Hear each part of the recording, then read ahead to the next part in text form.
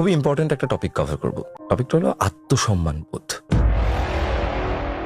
তোকে না পেয়ে অ্যাকচুয়ালি তোর সাথে আমার ভালোবাসাটা অমর হয়ে গেছে। আত্মসম্মান বোধ। একজন সাধারণ মানুষের ভুল আর একজন মোটিভেশনাল স্পিকারের ভুল এক জিনিস নয়। যে মানুষটা অন্যদের চরিত্র নিয়ে, জীবন নিয়ে, সম্পর্ক নিয়ে, মূল্যবোধ নিয়ে লেকচার দেয়, তার নিজের চরিত্র কেমন, তার চরিত্র দেখলে একেবারে ঘেন্না ধরে যায়। নেশা না করলেও জানি তোর সাথে কাটানো লাস্টের দিকের সময়গুলো আমার ভালো ছিল না। তোকে না পেয়ে অ্যাকচুয়ালি তোর সাথে আমার ভালোবাসাটা আরও বেড়ে গেছে। তুই আমার সব কিছুর সাথেই জড়িয়ে আছিস। আমি প্রিয়াঙ্কাকেও সেদিন বলেছিলাম, অন্তরা আমার প্রথম বউ। ওকে আমি বলি যে তুমি আমার দ্বিতীয় সংসার। নিজের ঘরে বউ থাকা সত্ত্বেও প্রাক্তন প্রেমিকাকে নোংরা মেসেজ করে, নোংরা আলোচনা করে এবং সেগুলোই ভাইরাল হয়।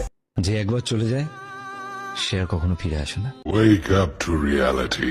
আমার যে লিগ্যাল ওয়াইফ, তাকে যেরকম জায়গা দিই, তাকে যেরকম সম্মান দিই, তোকেও কোনো অংশে ছোট করি না। বিষয়টা শুধু এখানেই থেমে নেই। এই অমানুষটা নিজের ঘরে বউ থাকা সত্ত্বেও নিজের প্রাক্তন প্রেমিকাকে রাত্রিবেলা হোয়াটসঅ্যাপে নোংরা মেসেজ করে। তোর সাথে আমি সব সময় অসভ্যতা করতে পারি, এটা একটা নোংরা মানসিকতার প্রকাশ, এটা বিকৃত মানসিকতার প্রকাশ একটা। এখানেই আমার প্রশ্নটা উঠে আসে, এটাই কি সেই সম্মানবোধ যার কথা তুই তোর ভিডিওতে বলিস? এটাই কি সেই আত্মনিয়ন্ত্রণ যার লেকচার তুই মানুষকে দিস?